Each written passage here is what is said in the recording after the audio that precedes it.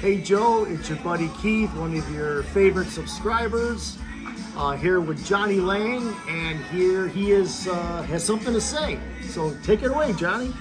Hey Joe, Johnny Lang. I sure want to thank you for what you're doing for my book. I really appreciate it. And all your 65,000 subscribers, it's wonderful. And I can't thank you enough. I really appreciate it. Take care. All right, well, welcome back to Rarest Photos. We are on a journey to try to finish My Army Days with Elvis sometime this week.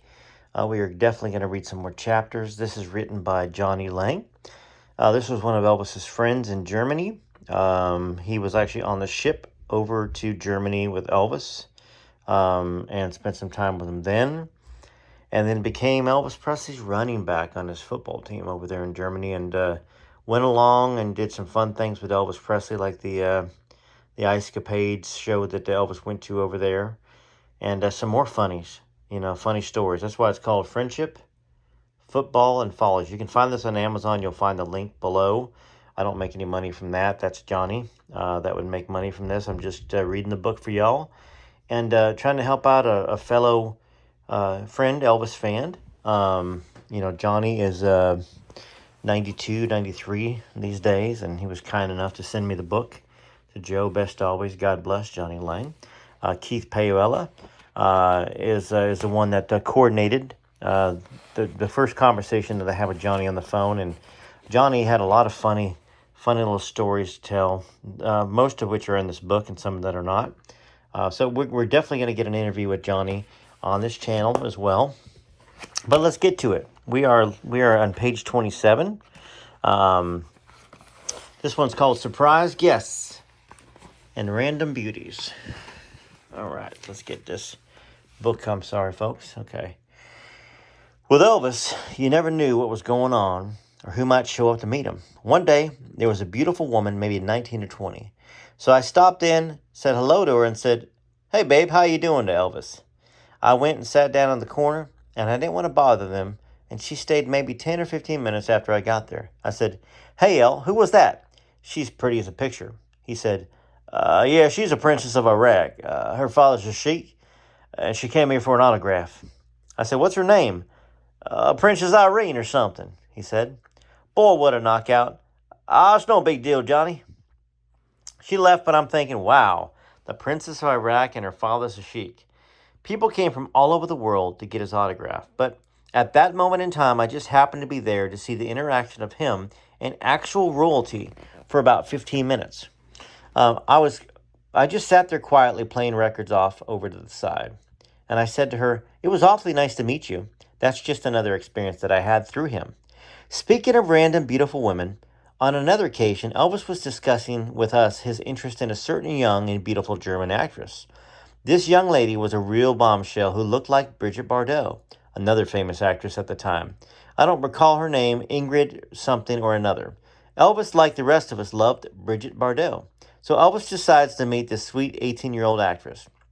We talked before jokingly about it. I said, "Now take it easy, El," reminding him that she was an innocent, delicate little flower.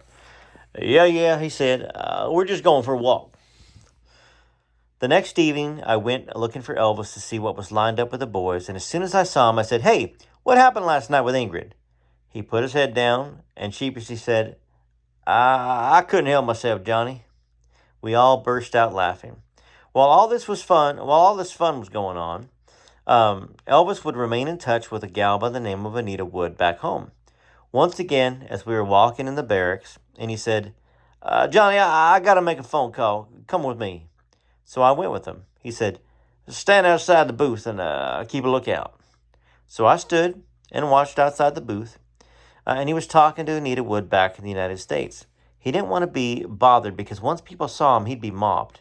So I stood outside the phone booth, making sure everything was copacetic and trying to hide him. It was difficult because I was too short, but I did my best. That's what I love about Johnny. He wasn't the tallest fella, because you can see here, probably my height, maybe shorter than that. I don't know. I'm 5'9". Elvis was 6'1", and he's definitely pretty low there, so maybe 5'5", something like that, 5'6". I'll have to ask Johnny, but that's very funny. The point is, he didn't want to be bothered and needed privacy. He was calling Anita because he was going with her before he came into the service. I've been told and I've read many books about the fact that he was a Southern gentleman. Never came on heavy duty, just smooth. All of a sudden they'd be trapped like in a spider's web. Elvis was a very smooth Southern gentleman. Chapter 13. Elvis's love of gospel music. Elvis was very religious and nuts about gospel music. One time he came downstairs and all the guys were there. Red, Charlie, Lamar. We're all in the living room and Elvis went over and started playing the piano. He played about 2 minutes and then he said, "Hey Johnny, come over and join me." Well, I went over. He started out playing gospel music, the piano. Then he went into a song from the 1940s called Sentimental Journey. He said, "Johnny, why don't you sing with me?" So I hit those high notes and I pucker up like a lemon and Elvis looks over at me and said, "Why don't you just try to whistle? Don't ever ask me to sing again. Don't worry, I won't."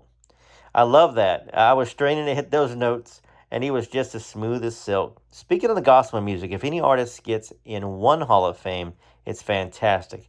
Elvis, he's in 3 of them. Gospel, country, and rock and roll. Like I said, being in just one is outstanding. Chapter 14. Random Hugs. Well, I'd be walking through the house, and suddenly, from nowhere, Elvis would grab me and give me a bear hug. I'd say, "You got a problem?" His response would he just burst out laughing. He didn't do it very often, but every once in a while.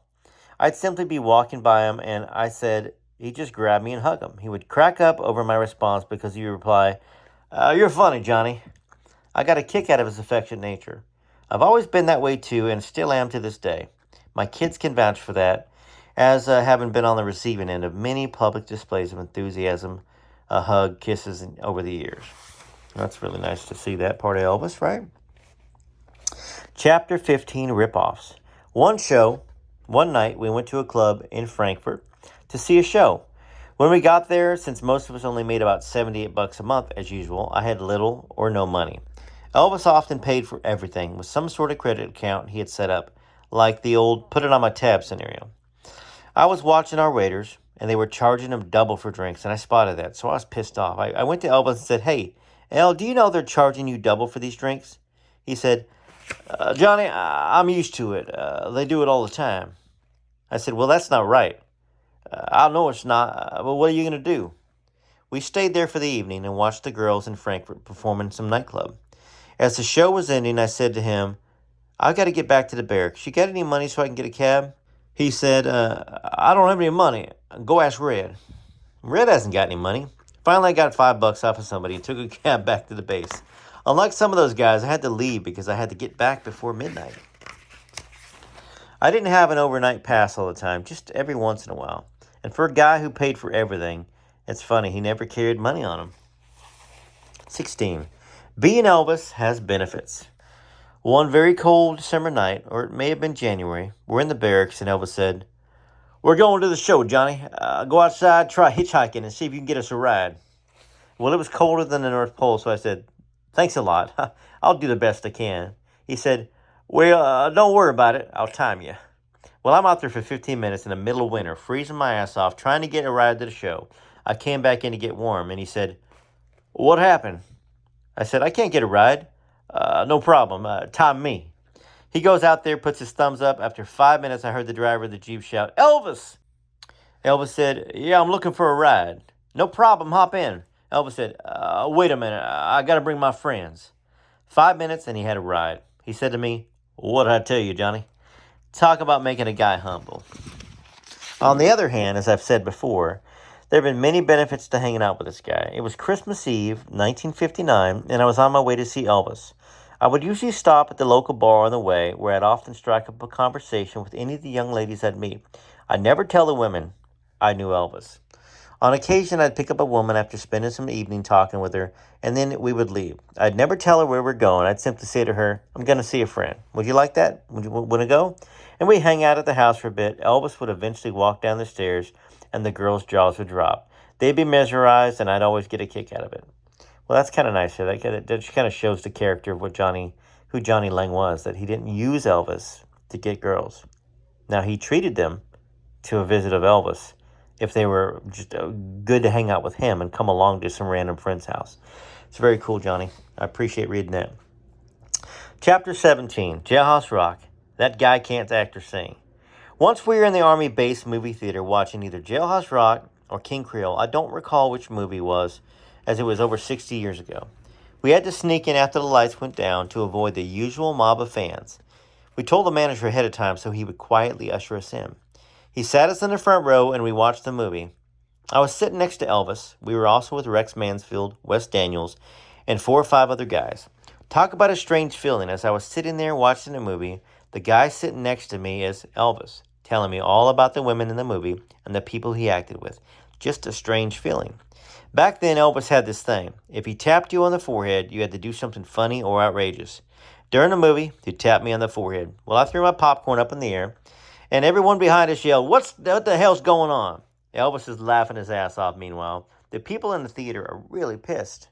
I threw the popcorn up all in the air behind us, and boom, popcorn everywhere. Elvis would do that all the time. It was just the kid in him. Now things quieted down, so we resumed watching the movie. Next, while we're still watching, he starts talking very loudly, so the entire theater can hear. This guy can't act. He can't even sing. What's with his acting? I can't believe this guy's on the screen. Someone shouted, would you mind shutting up there? We're trying to watch. And Elvis continued, I'm telling you, this guy can't act for shit. Now, the other moviegoers were getting really pissed off at this point, and they were getting madder by the second because he'd quiet down for a minute, then he'd start shouting again, I'm telling you, this guy can't even sing. At this point, the audience is thoroughly annoyed, so we're thinking about exiting earlier than usual. When I threw the popcorn, that really got the crowd agitated. Just before the movie was over, we would normally make our exit. Otherwise, it's a madhouse. I got caught one time, total chaos. I bet you within 5 minutes there was 100 people there. It was unbelievable. I was standing there getting bumped and pushed, and that's why I don't like crowds. To this day, I just can't handle them. Luckily, we got out of the theater before the movie ended. No one knew it was Elvis, otherwise it was a madhouse. On the rare occasion, he'd be recognized, boom, 100 to 200 people. I don't know where they came from, but just like that, instant crowd. Well, that's great. That's where we're going to leave it today. And then next one, we're going to start with Sunday football and talk about some of Elvis's talents in football and Johnny Lang's as well, and some of the experiences Johnny had with him on the football field. All right, TCB, TLC, make sure you go look for Elvis and Kathy. And for Child Bride, if you want to know how to find them, all you got to do is click on the Rare Elvis photos below the video here. And there's also going to be a podcast called My Army Days with Elvis, so you can continue reading the Johnny Lang book. Look in the description. You're going to find a link to be able to buy this book on Amazon and support Johnny Lang, who is up there in his years and still enjoying life. There's a picture of him right there, too. And, of course, I'll end with a little video from Johnny Lang saying thank you to Rare Elvis Photos and saying hi to his fans. He definitely gets a kick out of y'all saying hi to him.